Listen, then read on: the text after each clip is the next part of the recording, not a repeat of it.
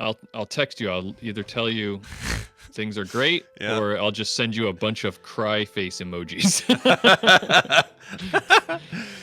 Wow. Well, you know what? That'll actually be good news, because if you're in a position where you can send me cry face emojis, it means that you didn't completely smear yourself across the continent. That's true. That's true. So that's Be good worried sign. if you hear nothing. Yeah, there you go.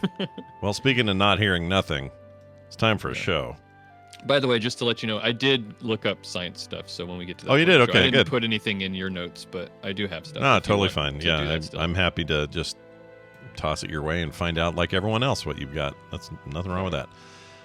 Okay, well, on that note then, we're going to go ahead and kick it off. Chat room, we're here for about an hour today, a little shorter today, about a half hour shorter than usual. I have a meeting I totally forgot about, and scheduled it back before I knew Brian was going to be out of town, so so it's just a slightly shorter show, one song, that kind of thing. All right, let's see here. Is everything good? Yeah, we're good, I think. All right, man. All right. I'm going to kick it off. Let's do it. Here it all coming at you in 3, 2, 1. No, don't. I know it's lame, but it's just lame to me. It's lame, but not smell my feet. That is lame. You'll get them fixed now.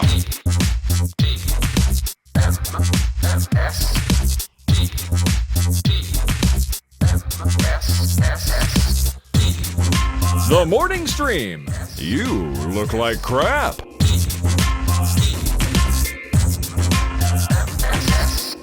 Good morning and welcome to TMS. It is Tuesday, March 28th, 2023. I'm Scott Johnson. That guy right over there is Bobby Frankenberger, sitting in the old guest chair. Hello, Bobby.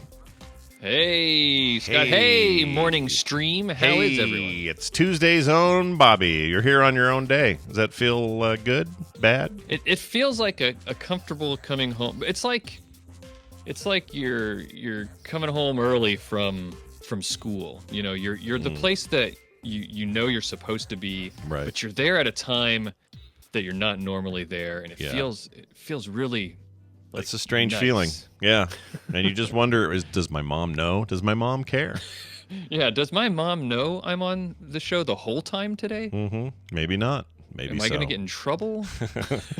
But we talked about it a bunch pre-show, so patrons got a load of this and live streamers. But Bobby had a flight today. And today was just like a usual training flight, right? Like a normal. Yeah, and like you said, I won't get into the details because, if you want the details, you really ought to be a patron. Yeah, there you go. Yeah. But yeah, I have my medical flight test coming up on Thursday, so we were practicing for that. You know what they ought to do for that? We were talking before the show what a medical flight test is and going through all the details, but one thing we didn't talk about is it'd be cool if the medical flight test involves somebody faking a heart attack up there. Yeah. And then what would you have to do? So I guess all you could do, because your chief thing would be, I need to land this, and not just throw everything to the side and perform CPR somehow in that little cockpit. You need to land first and then get the help, right? Is that what they would tell you to do? Probably. So you're saying like not a medical. You're saying like a test for a medical officer on the plane. Yeah, let's say, or a medical emergency. Yeah, let's say that your passenger. The reason I bring this up, I saw a dumb episode of I think it was 911, this procedural show that my wife's really into. I don't know. They don't have creative names for those shows. No, they don't. And you know what? They make crap loads of viewership and money. I understand why they're popular, but they're so cookie cutter. Anyway, and it's even got really great people in it. Peter Krause is in it. Freaking who just lost supporting actress of the, I can't think of her name. Strange Days, Wakanda Queen. What's her name?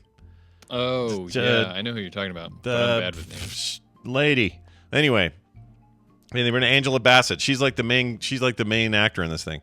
Anyway, there's all these highfalutin actors and stuff doing this show, but it's so paint by the numbers. The music feels like it's been used since CSI Vegas. It's just all really standard. But there was a scene where this guy decided to take his girlfriend up in his plane. He was like you, except he had passed his thing, so now he can fly these all the time. He takes her up in the sky, and in the middle of it, he decides to fake that the plane is going down. So he pretends because he's being an a-hole. He's being an a-hole. So he's like, oh no, we've lost left strutter, or whatever the hell goes wrong, right? I don't know. Yeah, and the strutter. the strutter.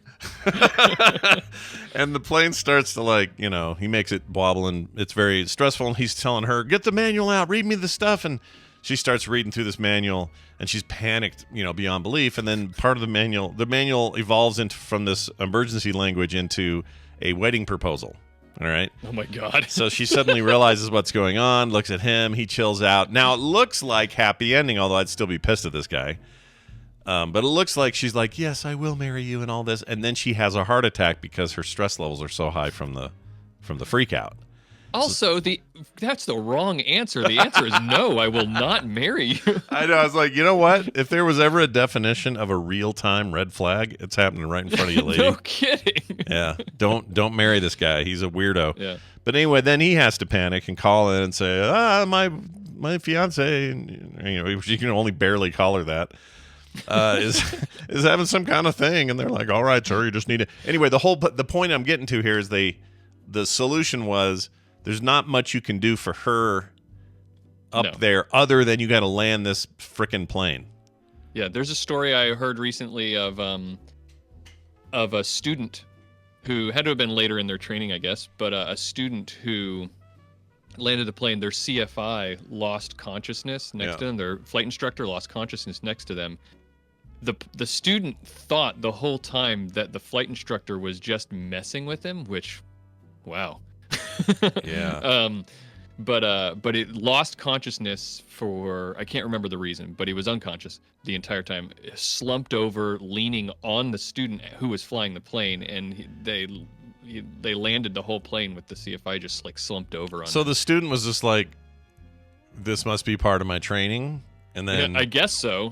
What I wonder about is what kind of a flight instructor is that you really thought this guy's messing with me again. Yeah, that's hardcore, dude. I feel like when he landed and found out that no, he really was having a thing, I guess what else is he going to do? He still did what he had to do, right? Yeah, I mean, he did the right thing. Yeah. You got to land the plane. Yeah, but do you think was it quiet up there? Was he like, "All right, enough of this," and elbowing? There's a lot of meat in the sandwich I haven't heard. I need to know more about how that went. Did he just go, "Oh, a little trick, is it? Okay, I'm going to pretend like it's not even how did he react? That's what I want to know. I want the whole story. I wish there was a GoPro on the plane or something. They should put cameras on and in everything. That's the rule. I'm kind of want to put a GoPro inside my plane, but I'm kind of afraid to ask my instructor if I could. Okay, let's think about how the scenario would go. You'd say, I do a bunch of internet content, and I also talk a lot about my flight training and stuff on a podcast, and I have a science show and all this. You can say all these things to preempt it, and then you go, you think it'd be okay if I had a GoPro in here just to create a little content, show people the process of what's going on, or is that frowned upon? That's how you ask. If he freaks out at that, then something's wrong with him. You know what I mean? Yeah. Because I'll bet he may say no, but I bet he's just go, "Oh yeah, that's against the thing. They won't let us do it," or something like that. I don't think you get in trouble. You just got to know how to ask it, right? Yeah, that's the part that's hard for me. Yeah, the knowing how to ask. Well, it's hard in the moment, right? Because you're like, he's a fancy instructor guy. He could take with a swoop of his pen. He could stop your flight plans forever.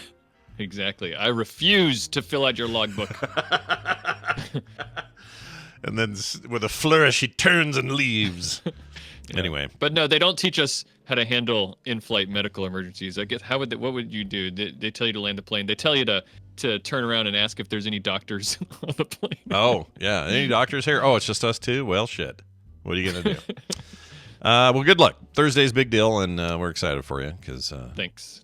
I'll let everybody know how it goes, or I won't, and you'll know because I don't want to talk about it. So I don't know if this is a science question or not, but I'm going to share with you an experience I had yesterday that I don't understand. All right? Every question's a science question. That's true. Science isn't everything, damn it. So look out, everyone. Here comes this question. So my dog, yesterday, I gave her a peanut. Singular peanut. Okay? Little dry roasted singular peanut. She's eaten peanuts before, which I'll get to in a second, but I gave her one peanut yesterday. Now, there was a time where an entire Planters hoo-ha thing fell over and dumped I don't know, a ton of peanuts. She ended up eating like 50 of them before I could stop it.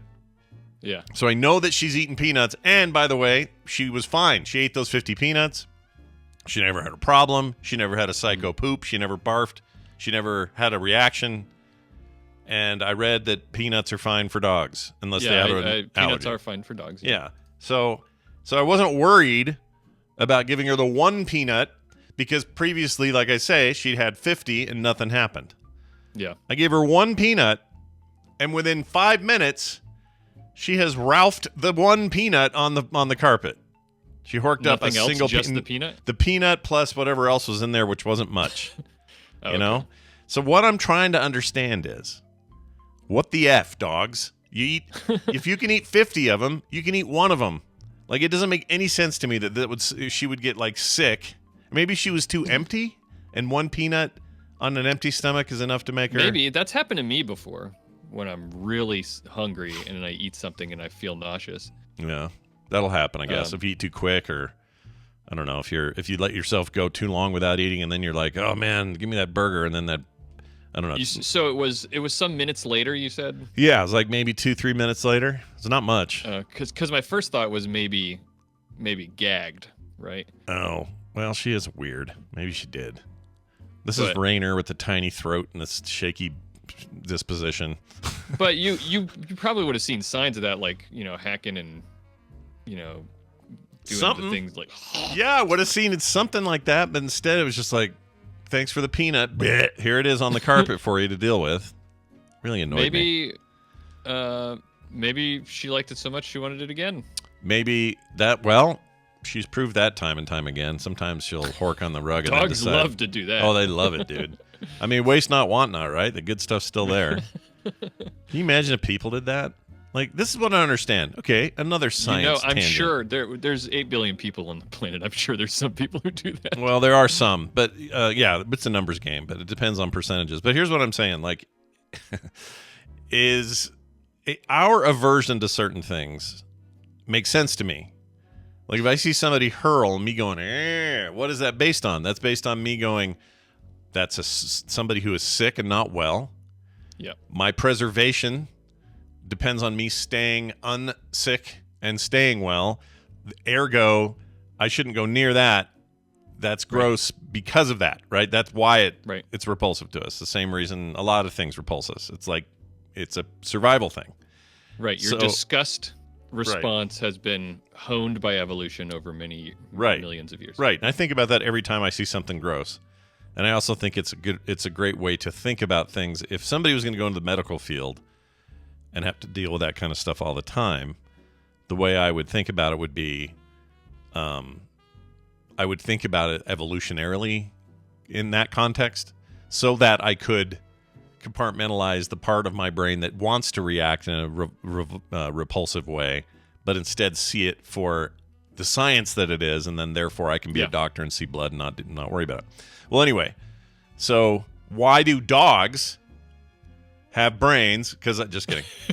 Why do dogs have this thing where they're like, oh, I just horked lunch all over the place, I'm going to go eat that again, where we would never do that, ever. Right. So why our allowance is so much, our willingness to allow such things is so much narrower than a dog's, and I don't understand why dogs are okay with it, because they want to survive too. They have their own evolution to speak of. They don't want to, eat a thing that's bad for them. So why do they do that? Maybe it's just that evolution has worked differently on dogs, so maybe it's just not as bad for them. Maybe they can, stomach that kind of stuff more easily for us because it's harder for them to find food, maybe. These are all speculations. I don't know. Maybe we have evolved less tolerance for that kind of a thing because maybe we used to do it. Maybe we did. Maybe we were all cave people. Yakking all over the cave and then going, well, that's we're not wasting that. Yep. I'm going to eat that. Yeah, I don't know. Plus, we've helped dogs evolve too quickly in so many ways. Like, domestication of dogs is like rapid fire evolution in a weird way. Like, we think curve them to be what we want them to be. Yeah. You think 2 dogs next to each other, one of them pukes but doesn't eat it. Do you think the other dog says, to the other dog that puked, "Hey, You gonna eat that? You gonna eat that again?" Yeah. Are you going in for another one, or do you mind if I do it? Yeah, dogs are gross, it turns out. But anyway, the peanut and the popper was our story today. Hope you enjoyed it. Also, gold filling question. I didn't mean for these to all be scientifically related things. Okay, I didn't mean for that. But you're here. Yeah. And you have a science podcast, so we may as well just dive right in. Use it or lose it, right? Use it or lose it. That's right. So I got this text I got from... Did they leave a name? They didn't. Anyway, here's what they said. Regarding gold fillings. I have been a long-time listener since the instance, so thank you for all that you do for us. I just happily became a patron today. Oh, fantastic. Thank you so much for that. On the subject of gold fillings, I agree. They are the best. That is true. I have one up here on my upper right, and that thing has been there since... 92, I think, and it's never had any issues ever of any kind. I got a big old crown. It's perfect. All other teeth with the work on them have either said, "Oh, we don't like silver no more. Boop, pop it out. We're doing something else," or whatever. Some form of crap has happened to many of my other teeth. Not that one. Solid as a rock. The gold standard, you might say, Bobby. You might say it. Right. I see what you did there, yeah. Yeah. So here's what he says. I'm a machinist of 24 years. I have a degree in metallurgy. Ooh. And I know what gold can do to ceramic. The answer is nothing. Ceramic is one of the hardest cutting tools for any metal. But ceramic's not a metal, though, is it? No, it's not. What did he mean there? But it's very hard. It's very hard, though. Okay. It says you can cut... I don't want to use the wrong word because of where this is going. The words are important. That's true. He says you can cut titanium with it. He says the only thing about it is that it's very brittle. Well, that's interesting. I can only use it on a cut that isn't interrupted. It has to be smooth. If there is any chatter, the ceramic will shatter. Oh, man, I love that. If you have the chatter, it will shatter. Yeah. In the hands of Bill Shatner. Anyway, even with gold or other soft metals, honestly, I don't see how this can happen in your mouth, even though it sort of makes sense. We're talking about the tooth below my gold tooth that shattered. Ceramic is so much harder than gold. It had to be another factor. It could be the bond. I like the glue or the heat, that they treat it to make it stick. Thank you for all you do. Maybe this question is for Bill or Bobby can explain it better. All right, so here's the story. The short story is, if you missed it on the show, I shattered a crown at the bottom, a ceramic crown, and part of my theory was, well, I've got this gold one up top. Maybe it's just superior in every way. I don't know. But it wasn't just that. There was crackers, I guess, for this one. I was eating some kind of cracker. I think what happened is you got the exact right angle, the exact right trajectory. It's pointing down almost like a wedge, and I went, and that did it. So there's other stuff involved, almost like having a spike that I then hit with the gold hammer. Bink is kind of what happened to me. Bobby, your knowledge of gold, lay it on us. What do you think's happening here? What's going on here with the gold in our mouths? I really don't know. Material science is something that I've always been fascinated by, but a lot of the science around materials and metals and everything are so specific to that area of science that I don't encounter I don't encounter it a lot because so it falls out of my head all the time. Right. Sure. So I know that a lot of different metals have different properties, and things like hardness, strength, and brittleness are all important properties, and they're different things. Mm-hmm. For example, I know that hardness is a measure, and we were this person was talking about how ceramic is very hard, and what that means is that hardness is a material's ability to maintain its shape under stress. So it's not going to deform very easily. That's what ceramic is, but brittleness is the ability for it to come apart. And I think I could be wrong about this, but I think the reason that happens is because the crystalline structure of the solid breaks, and Yeah. because of the nature of how crystals are held together, it starts to that break propagates throughout the material, and then it breaks into a bunch of pieces. Yeah. Or and it just shatters a little bit or cracks very easily, and Yeah. so that's what he's saying ceramic does. Ceramic, interestingly, is not just one thing. There are a lot of different types of ceramics. It's just a term for like an organic material, or maybe it can be I think it is inorganic actually. And but it's non-metallic, and it's just fired and heated up like a clay, but to a really high temperature. Right. And then it creates that process makes it really, really hard. But I've always found metallurgy to be interesting. All the different ways that you can affect a metal by heating it up really hot, like near its, there's a point at which you heat up metal and it loses its magnetic properties. Right. And that's when you're forging swords and steel and stuff like that. Yeah. You do it. You heat it up to right when it's about to lose its magnetic properties, and then you cool it down. And the speed at which you cool it down affects the properties of it, and all this kind of stuff. And I wish I knew a lot more about that, but I don't. There's always time. You're a guy that likes to learn things, Yeah. And I like to learn by doing, so I've always thought that it would be really fun to make a forge in my backyard, or in my garage or something. Yeah. But I haven't. I was about to come up with an excuse, but I don't think any of I don't have an excuse. It's just I haven't yet. Well, you're too busy, one thing at a time, one side interest at a time. You got to get your flying license, your pilot's license, and then go melt down a bunch of thermite or whatever the hell metal you want. I guess thermite's not metal, is it? Or is it? I think it explodes or something. It does Or explode. It burns really hot. But I don't know why it does that. But anyway, your metallurgy career can wait until your pilot career happens. Also, no one told me before I had kids how much time it takes to raise them. Oh yeah, no. If I had known. Yeah.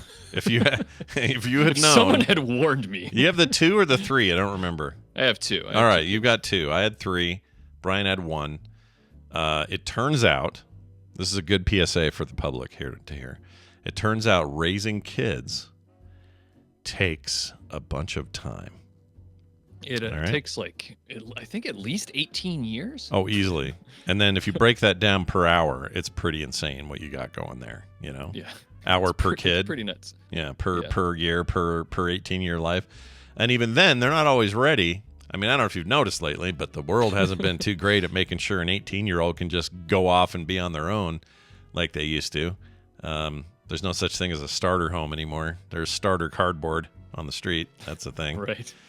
So, yeah, it's a weird time. But, yeah, I'm going to agree with you there. Raising kids, it takes time. Yeah. And you never get to stop. And then at some point, you flip over, and now they're helping you de-raise or, De-raise? or a different kind of raise. It's like we raise R-A-I-S-E, our children, and then they R-A-Z-E us. Yeah. At the end. I love that as a euphemism for aging. It's de-raising. De-raising. Yeah.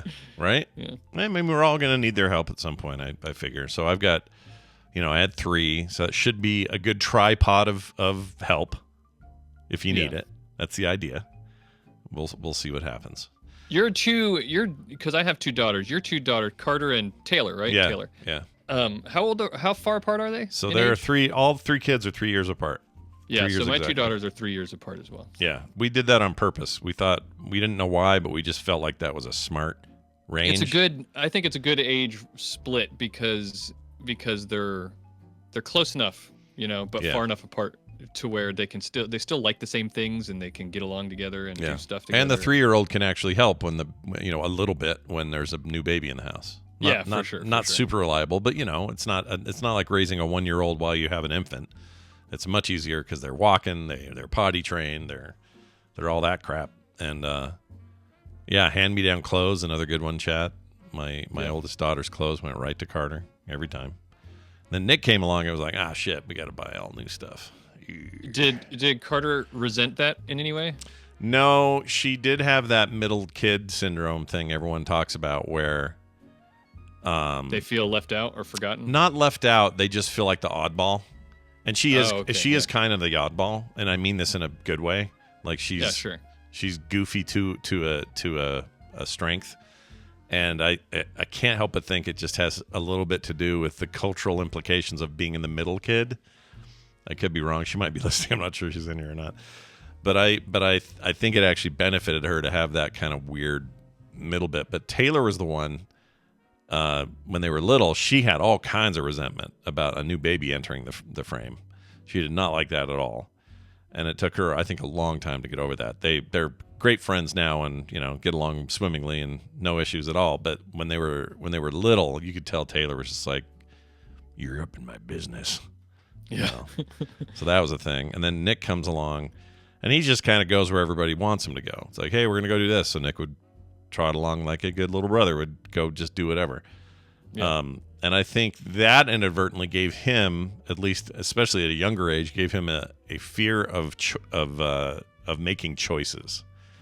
And I don't know if it's because his sisters were just so like, let's go. Come on, Nick, we're doing this or something. And he just kind of went along. So when it came to somebody saying, "Nick, what do you want to do?" he'd kind of freeze up. So if we took him to like this, we tell the story all the time. We'd go to like a dollar store and we'd say, "All right, everybody gets one thing for $1. Taylor wants a doll, Carter wants a whatever it is." And Nick would end up finding like 4 things that he really wanted. And one would be like a dart gun, the other one would be like a little bow and arrow plastic thing, some little action figure, whatever it was. Yeah. And he would be paralyzed with choice paralysis. He couldn't do it. He couldn't choose. And it would always end up like this. He'd be like, "But I don't know." And we'd even narrow it down. We'd get down to 2, thinking, all right, now we're down to 2. It's either the little G.I. Joe guy or it's this dart gun. Which one are you going to do? "I want both. I can't decide." Like he would just lose his mind and end up leaving with nothing because we had to go eventually. The girls got whatever they picked, and Nick would always end up not knowing what he wanted. And it's not so bad today, but it was. I wonder if that's because you being so young, you have so many. You have 2 parents, and then in Nick's case, 2 older siblings. You've got 4 people in your life who can make decisions for you if you just wait long enough. Right. Right. And so you never develop a sense of making a decision and then confidence in the decision that you made. I think that's actually a really good point because you don't feel like you need to have that confidence all the time because others are doing it for you. It's certainly not explicit. Like it's not like Nick's sitting there saying, "Well, there's 4 other people here. I don't have to choose. They'll do it for me." Yeah. But it happens. There's that repetitive. I've made a choice, and I have seen the consequences of that choice, whether they be good or bad, and it develops a confidence in your ability to choose, and maybe that just wasn't there. Yeah, I think you're right. Anyway, these are the fun things you learn when you raise your children, and it is a time-consuming prospect. All right. Well, with all that said, it's time for us to get a little news out of the way.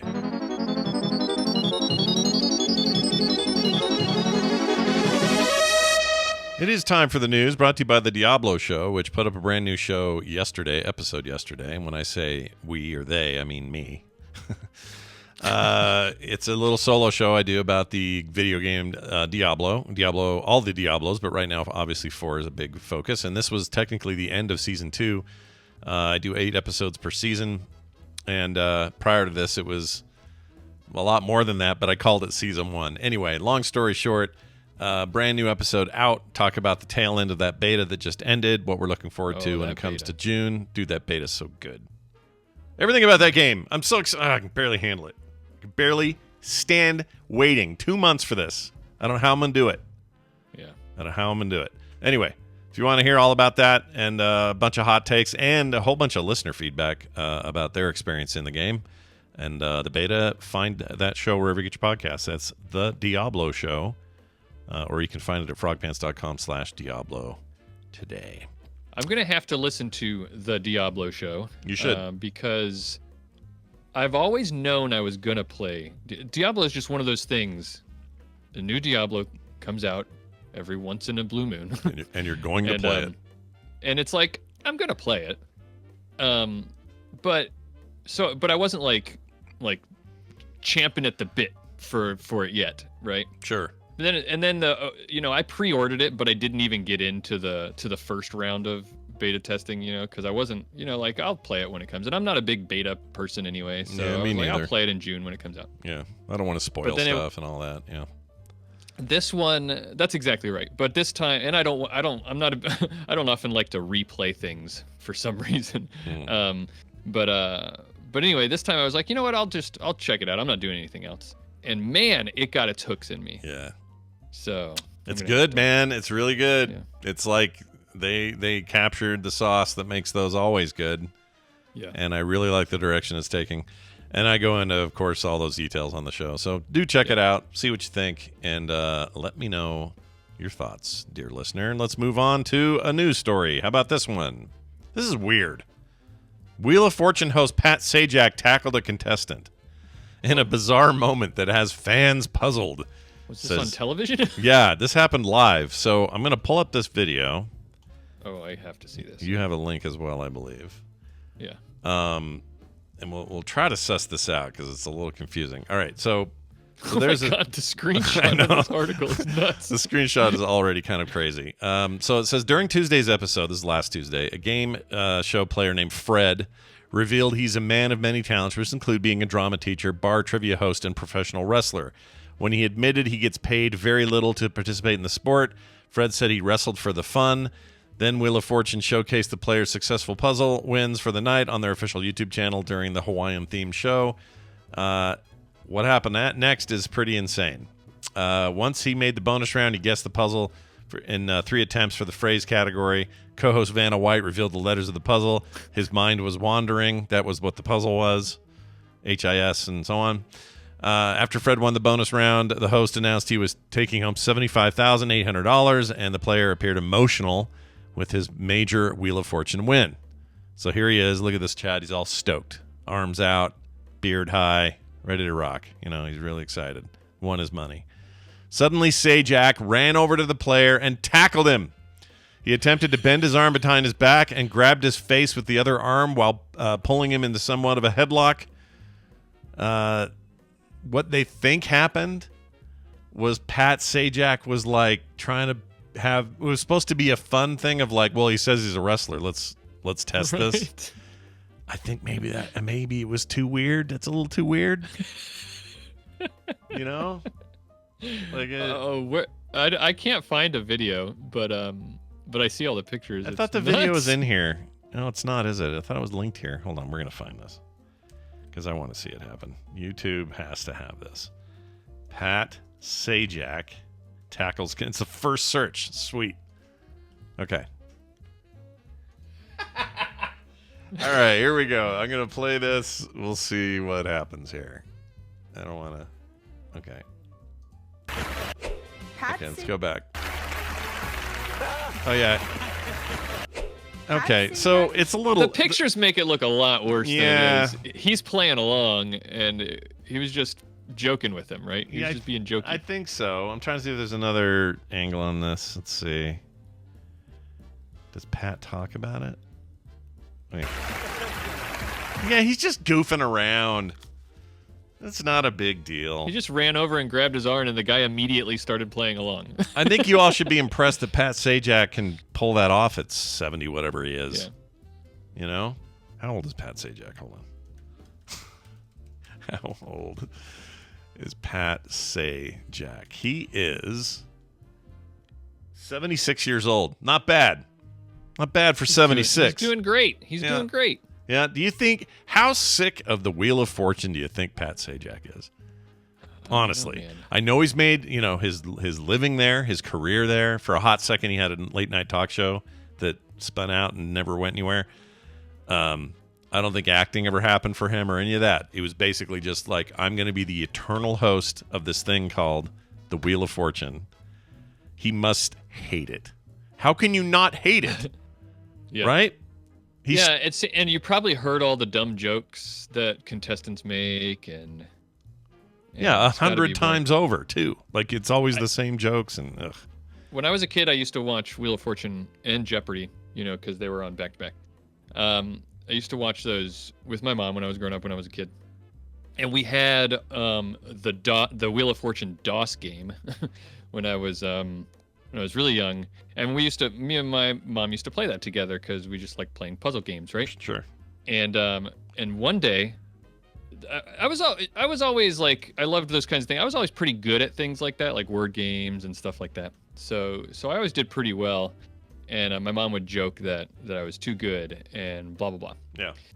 So one day we play and we're playing, and it's the puzzle comes up and you see all the blank letters, and it says place. Yeah. Is the clue, right? It's just a place. Sure. And so it's my turn. I go first on this round, and I say I'm gonna solve the puzzle, and my mom's like, yeah, what a dumb kid. I haven't even guessed any letters, and I type in the Big Apple, and I win. Yeah. Right? Yeah, nicely done. Right. And she never played Wheel of Fortune or watched it on TV with me again. Really? That ended that. You were done. She was like so mad about it. Oh my gosh. You never She know. didn't like get angry, but I did notice that she didn't play it anymore. Wow. All right. Well done, dude. You're responsible, by the way, for that. I know, but I wear it as a badge of honor. Sure, of course. Real quick here, I did the math. He has been hosting this show for 42 years. 42 mother effing years. Wow. That's a long time to say, all right, spin the wheel. Okay, we got a vowel up there. Oh my gosh, Vanna, shoot me dead. Like, he must just... Oh, and she's been there too the whole time, right? Let's see. Vanna White, 1980. Or no, 81 would have been the same, something like that. But then, so they're forever attached, right? Who was before Vanna White? I don't know. Hold on. Original host. Susan Stafford. Chuck Woolery was the first host. Oh, there was even a host before? Yeah. The network version was originally hosted by Chuck Woolery and Susan Stafford. Who's that? Some lady. Don't know. Then you got Pat Sajak. And he hosted it with, why? Oh, okay. 82, 1 year later, Stafford was replaced by White. So Vanna White came in a year after Pat Sajak took it. And they've just been there since. Other people have done it. Bob Goen and Rolf Bernicki. They both did some stints, but it was just like while they were away. So anyway, so there you go. Oh, Alan Thicke wrote the theme music. I don't know if you knew that. No, I didn't. Yeah. Anyway, good stuff. We've learned a lot about Wheel of Fortune today. Yeah. Taco Bell story. I always got to have a food story in here, so here's this one. And lots of we love Taco Bell stories. I love Taco Bell. I'll admit it. If you said to me right now, let's go get tacos at Taco Bell, I would not turn you down. Eat them in parking lots and all kinds of things. Oh, yeah.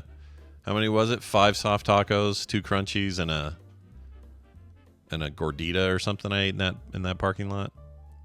Yeah. Those are good times. I'm reminded now of how much it was. A lot. It was a lot. It was a carb overload. It was a mistake is what it was. Anyway, Taco Bell customer damages a drive-thru and threatens to shoot employees when he was told he can't order the breakfast burrito anymore. It's too late in the day. Oh, man. An angry Taco Bell customer was arrested this week by U.S. Marshals. I don't care, said one of them. Just kidding. He didn't really say that. The Westlake Police. Westlake, interesting. That's my daughter's high school. She graduated from was called Westlake, but that's nothing to do with this. Westlake Police Department, after he damaged a drive-thru speaker, in a rage, he punched the drive-thru order window and then threatened to shoot employees, all because he couldn't order a grilled breakfast potato burrito. Oh, man. The man pulled up to the drive-thru and attempted to order the burrito, but the employee said the store was only accepting mobile and DoorDash orders. Oh, so it's not even a time thing. The man became irate, you think? Freaking punched the thing. And smashed the screen in the deal. It didn't stop there, says the police. The man continued around the drive-thru, punched a window, and threatened employees, saying that he would come back and shoot them. He eventually drove off. Police were notified about the incident and discovered that the angry would-be customer was a 28-year-old resident of Cleveland with previous felonies and assault charges on his freaking record. Cleveland. It makes sense now. I know, right? Cleveland. You can't trust Cleveland. I have friends in Cleveland. Well, it's fine. They love their tacos, their breakfast burritos in Cleveland. Yeah, they do. Don't be telling me I can't get one. I go, although I guess what they were saying is don't do DoorDash or... See, here's the other thing I've noticed. We talked about it on the show. We've had Taco Bells here locally that just suddenly nobody's in them. Like in the middle of the day, lunch hour, that Taco Bell's empty. Why? Don't know. No sign, no nothing. We don't know why. Is it they can't retain people? There's not enough employees to run a day shift? Is it 100 other things? I don't know. So maybe that's what this was, and these guys are like, well, we can only do DoorDash. I think it is an employee thing. Yeah, you think so? It's not as not as glamorous a job working at Taco Bell as it used to be. Yeah. I'm just trying to imagine, all right? I get that your average 28-year-old is maybe got reasons to be more pissed or something. But I'm trying to imagine a situation in any part of my life where I would be this guy. I can't do it. I just don't know what this takes. What does it take to be so mad about your breakfast burrito that you break stuff and threaten to shoot people? Like, I understand being a little like, oh, okay, thanks, and then drive away. I'd do that. I wouldn't be thrilled or go, oh, that's great. Thanks, guys. Thanks for letting me. I'm not doing that. But I'm not going to break things and threaten to shoot them.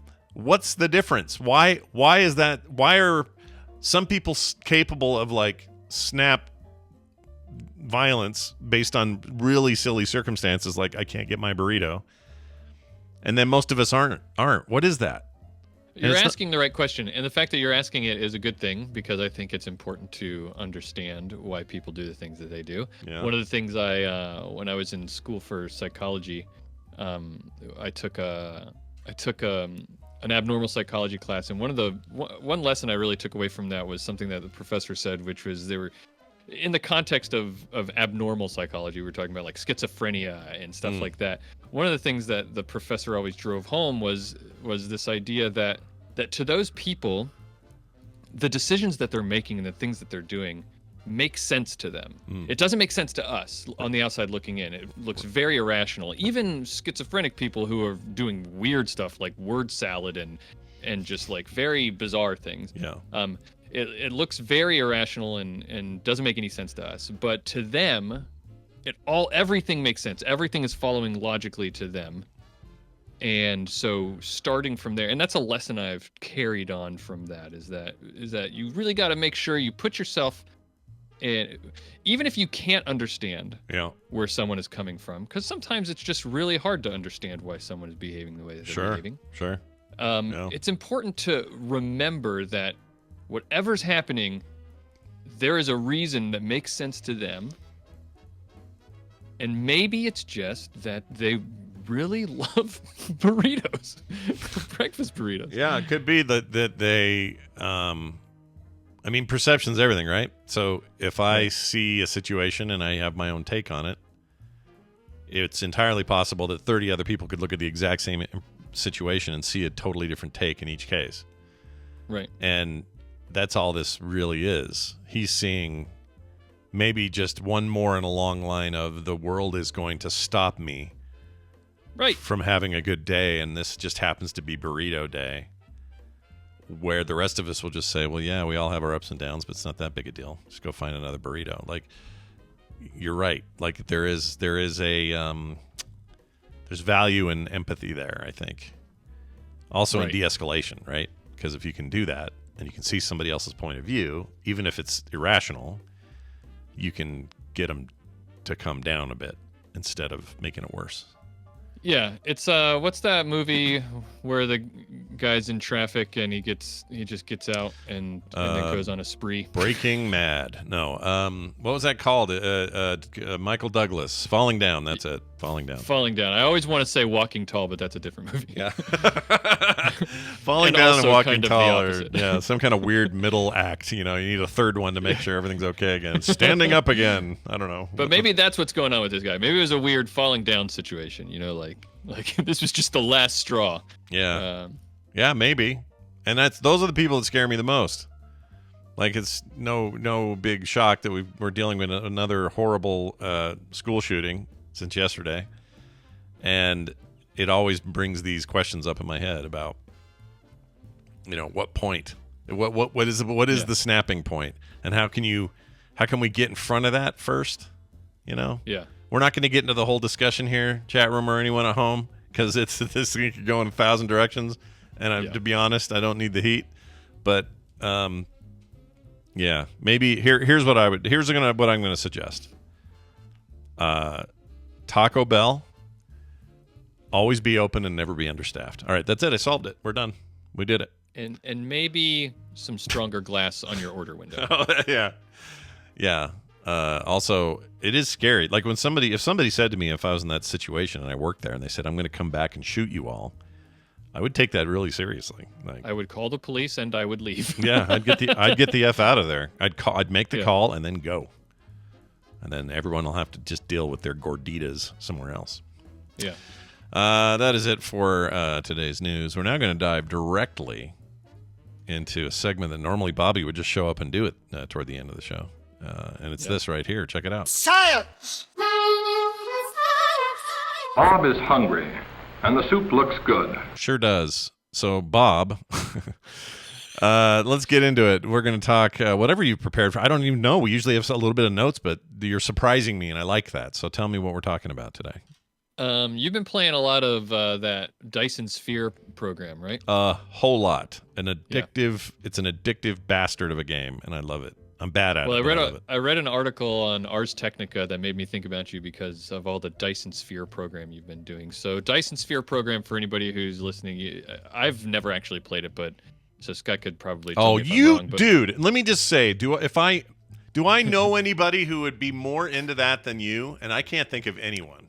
It's on my wish list, but when you have like a giant, it's like you get to a point where you're playing so many games and you're backed up and you're just like, you don't have this problem because you just play like 3 games a day and drop them like that was loud. Like nothing. You're just like, I'm going to play a game. I'm done with it. I'm playing another one. Done with it. Yeah, I kind of do. I do kind of bounce around because I get a lot of codes. Yeah. Like this morning, I got 3 codes already, and all 3 of them are going to get played. But I'm probably not going to, play them to fruition. Right.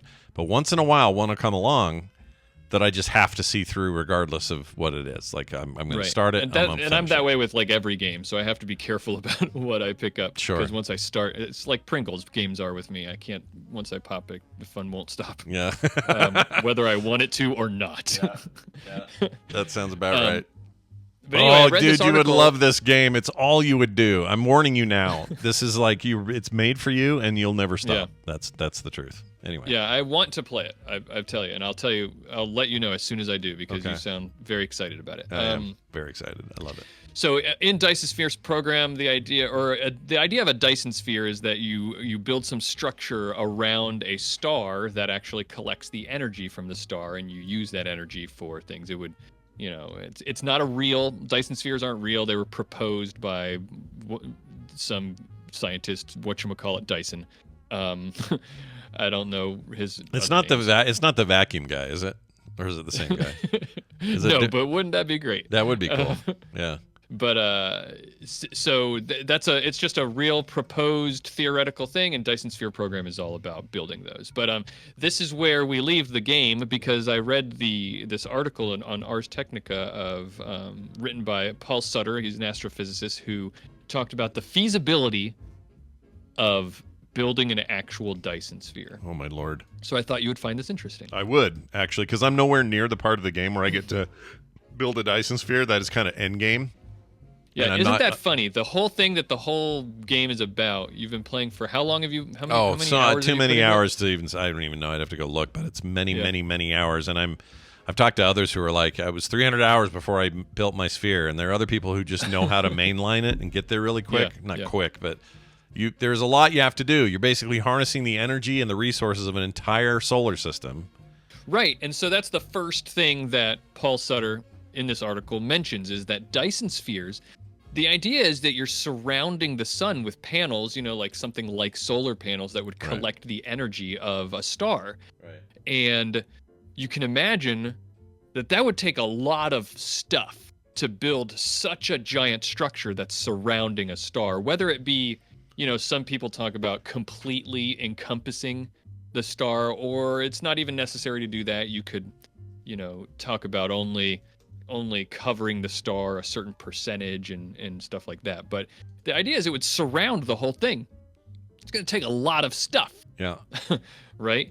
So this guy did some math and said that could do so if imagine the sphere you're creating is like a shell around the star, and you can make that at different distances away from the star. But the shell would be, let's say you're going to make a shell that's a 1 kilometer thick, and it would fill up some amount of distance around the star. It would take a mass of 2,000 Earths to do this. That's a lot of Earths. Right. So, and I think in this imagining, we're talking about a complete sphere. This person's talking about a complete sphere. The idea is that there's all kinds of like theoretical models of how the sphere would work, but in this game, from what I can tell from screenshots I've seen, and Tally in our own chat room is building hers right now in the game. And I don't know how she's so good at that game. It's one of these things, and I put out a thing on Twitter saying there are games that people love and are completely obsessed with them and just a pleasure to play, but are really bad at. That's me and Dyson Sphere, for sure.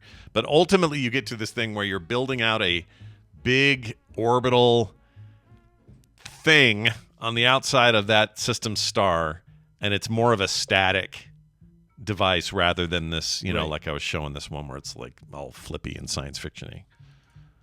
If that makes sense. So yes, right. To answer your question. So the point being, like is this a feasible thing? Right. Well, it would when we're talking about mining materials for this sphere that would go around a star. We're talking about taking planet amounts of materials. Like you would find a planet and you would turn that whole planet into materials for this sphere is how you would have to do this. Right. That's the idea in the game is that you're tapping into essentially the essence of all these planets and gathering all their resources of every kind. There's everything from iron ore deposits to copper ore deposits, real simple stuff like that, to how are you capturing hydrogen. And how are you capturing, if you have a tidal locked planet, you can just cover it in solar panels and it will just power everything. So it's like the ultimate in exploiting your potential resources on your planet is what this game is all about. Yeah, because by the end of it, if this were a real scenario, by the end of it, if you were to say use Venus to mine materials, Venus would not be there anymore by the time you were done. Right. Because you have to convert the whole thing into materials. So you would need a lot of stuff for coverage. So it's not very feasible to turn a planet the size of Earth into materials for a Dyson sphere. Right. Because again, this person, just to do back of the envelope math, said if you made a 1 kilometer thick shell around the star at Earth's distance away from the star, it would take 2,000 Earths, and it would actually only produce about 0.00004 of the energy that the sun is producing. Wow! But that's significant. I mean, it's a lot.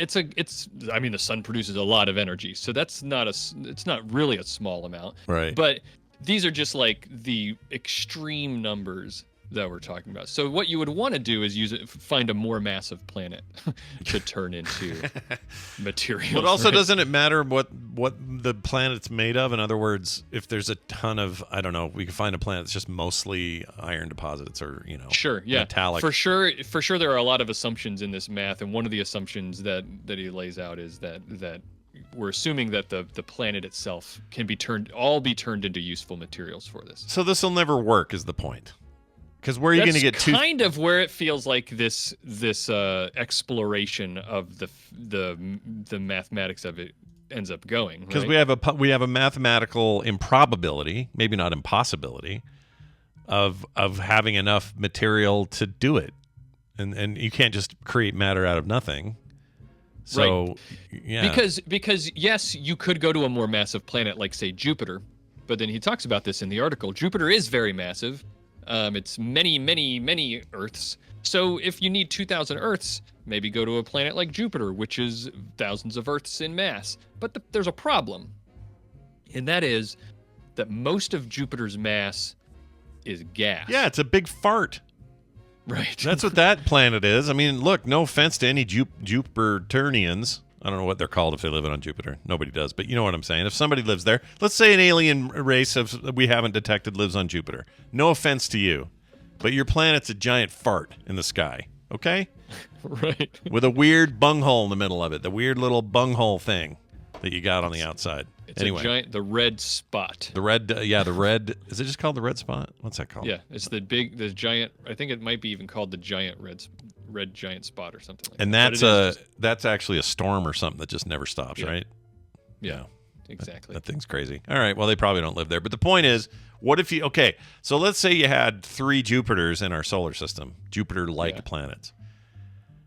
Okay, so let's say that's enough material, but also if you eliminate them from the solar system's orbital conflagration, doesn't that just send us into a weird Yes. spin and we're all screwed?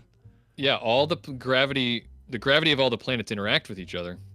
So for sure, and a lot of people say that the existence of very massive planets like Jupiter and Saturn sort of act as a shield for the inner solar system because of their massive gravity. Whenever something moves into like a comet or an asteroid or something, a large object would be coming through the solar system. The massive planets that are out there, the gas giants, their gravity affects the orbit of those things or the trajectory of the things, and it kind of deflects it away from the inner planets. Oh my gosh. You're making this game more interesting because the impossibility of it all is endgame. Like that's where you're aiming to do. And you literally start as a guy in a yellow mech on a planet where your first thing is to go cut a tree down. You know? Oh my gosh, really? Yeah. Like it's I don't want that to sound boring because it's not. They do a really good job of letting you ramp up in a way that feels really satisfying and like, all right, I'm moving. I got conveyor belts now. Oh, I got iron, and now they're converting to these plates, and like it's got a really smooth transition. But you literally like, okay, I got to kill a tree, and then there's some stones here. I'll do those, and you're just walking around hacking on them. And then from there, and then eventually Dyson Sphere, and somehow the game has every step in between. It's insane. It's crazy. You should play it. So Claire asks in the chat. So you're saying you can't mine the gas? You can mine the gas, but the problem is that all the gas on Jupiter it's like a bunch of hydrogen gas. You can't. It's like you can just convert that hydrogen gas into building materials. Right. That is correct. But there's other things you could maybe do with the hydrogen gas and things that you might need to do because the core of Jupiter, they think, is about 5 Earths worth of rocky stuff. So you could use that, and it would cover more space and make a larger sphere, right? But you're then at the distance away of Jupiter. Right. Which means the sphere would be larger, so you'd want to move it all closer to the star. Right. And so maybe you would have to mine all that, skim all the hydrogen off the top, like you're making skim milk. Yeah, right? yeah. Skim it all off the top, and use that to eventually power what you're going to have to do is move the planet. Because he says, yes, you could move it closer, but you wouldn't want to mine the planet Jupiter at the distance that it's at, and then build stuff and move the built things in. It would actually be more energy efficient to move the planet closer before you started mining it. Mm-hmm. And so that would take an enormous amount of energy. Yeah, all the energy that you don't currently have access to. You know? Like the improbability is really it's key here, but boy is it fun to think about, like just the concept of it. About. So it's a really cool article. It's on Ars Technica. It's written by Paul Sutter, and if you find any of this interesting, now I don't mean to say like you should, like Dyson Sphere program, I am absolutely going to play it. You've picked away at my willpower a little bit here. Well, you need something to do until Diablo comes out for real, so you know. Yeah, for sure. So I'm probably gonna play that pretty soon. And so this is it's fun, like you said, it's fun to think about this thing that you're doing in this game and having fun doing it, how impossible it would really be, right? Yeah. So, it's really good, you guys. Like I talk about it on Core incessantly, so many of you who hear that show are probably already sick of me talking about it. But I will say one thing before we we wrap this conversation up about this article on Ars Technica, this article doesn't mention it, but I have heard people say that a Dyson sphere is probably, as we've just talked about, pretty unlikely. It's not very feasible. But a lot of people say that making a bunch of small robots and creating what they call a Dyson swarm would be more feasible, and that might be something that because it doesn't need to be one giant enclosed structure. Yeah, it could be a bunch of small robots with solar panels on them that somehow have a way to beam energy back to a single location, right? Yeah, and they'd be modular, so if you had a situation where, everything needs maintenance of some sort, you just have 5 of them fly back into town to get worked on, and there's maybe a little hole, but who cares? It's still collecting energy. You send them back in. Oh, we got part of array 5 is blinking out. Okay, fly them home. Let's take a look. I don't know why I'm thinking about maintenance, but, you got to think of these things. You do have to think of these things. Yeah, you got to think of all these things. But I love the concept of it. Like, I don't think, our lifetime, we're not going to see any shit like this, but I love it. And I hope my kids, maybe my grandkids, I don't know. I hope someone who's alive today can experience these sorts of things before they die.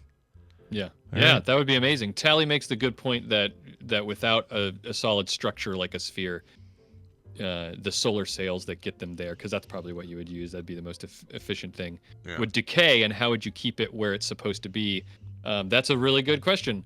I guess you could park a bunch of them into different Lagrange points, but that's a whole nother topic. Oh my gosh, probably Lagrange points. Named after that famous song by ZZ Top. That's where that came from, everybody. Just kidding, not true. Lagrange. Let me ask you this one final question. Have you seen the movie Sunshine before? No, I have not. So this is Danny Boyle, makes a lot of great movies. Oscar-winning director Danny Boyle. And he made a movie called Sunshine, which starred Cillian Murphy, freaking Chris Evans before anybody knew who he was. Yeah. Like a whole bunch of MCU people actually are in it. And I think Michelle Yeoh's in it. Anyway, I love this movie. Love it, love it, love it to the end of time. I just think it's great. It's one of my favorite movies. But the concept is the Earth is getting real cold because the sun's dying. Or the sun is going out. It's not putting out the energy it was putting out at one point. So last-ditch humanity effort is to put all these experts in a rocket with a giant solar sail, and then they fly out to the sun for however long that takes, years. Take a bunch of expert people and shoot them into the sun. Into the sun. Basically, yeah. And then they have a way, they're going to basically, it's a kickstart idea. They're going to throw a nuke into the sun's center. Oh, kickstart. They're kickstarting the sun. They're I thought you meant kickstarting it was the like sun. a Kickstarter. Like they started a Kickstarter. Right. They're only looking for $10,000, but they might go over it. And I hope their stretch goals are going to be amazing. For rebooting the sun. But basically, that is it. They're going to reboot the sun, and a lot of stuff happens to get in their way, and they end up doing it. That's not really a spoiler because, well, maybe it is. But anyway, you should watch Sunshine, and then we should talk about the science around the ideas of Sunshine, not its feasibility, because I don't think it's very feasible. But I would love to talk about that movie in that context. Yeah, it sounds like an interesting movie. It's really good. Yeah, highly recommend it. Some people don't like the turn it takes in the final third. That if you've seen it, you know what I'm talking about. I actually really like it and think it's done extremely well. So there's that. Okay, that's going to do it for that. Always good stuff. Let's tell people where your show is, by the way. All Around Science is a podcast you can get wherever you get your podcasts. And what are you guys covering this week? What's going on? All Around Science. That's right. Me and my co-host Maura, we talk about science stuff every week. Yeah. Every week. Yeah. We have not missed a week. Have you ever had a week where you were like, science, I don't want to do science today. We're doing, I don't know, civics or something. We don't like science anymore. Yeah. No, we have not. We always talk about science every week. We've got something for you. This Monday, yesterday, the episode that released was part 2 of our talk about the science of not sleep, about reading. And I fall asleep while I'm reading a lot, so maybe that's where. Do you do that with? I mean, is it? How about audiobooks versus like regular books? Like, which one is the snippy? I don't listen to very many audiobooks, but I also don't read very much. I listen to a lot of podcasts. See, I have the opposite problem. If I would like to listen to more audiobooks, but those put me to sleep and distract me. Like, I just have the worst time staying on task. It's like, I don't know, my brain goes somewhere and the guy's talking and I'm like, oh shit, I missed like a whole half a chapter. What am I doing? My brain's in another place. But if I've got a book or a tablet in front of me with words on it and I'm reading that way, I don't fall asleep. I stay super focused. I'm like way into the thing. I don't understand what's wrong with me.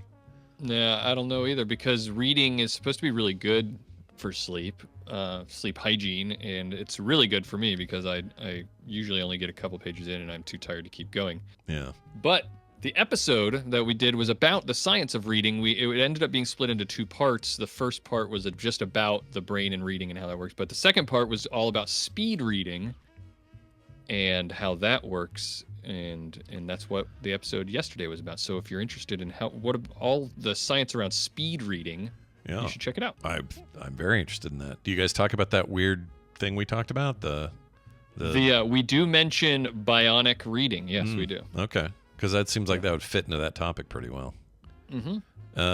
Because that is basically speed reading in its modern form. A little taste of what we talk about. The speed reading is not a term that's used anymore, and they just had to sort of remarket speed reading into different things like bionic reading, and it's because the Federal Trade Commission had a problem with what they were selling. Oh, really? Yeah.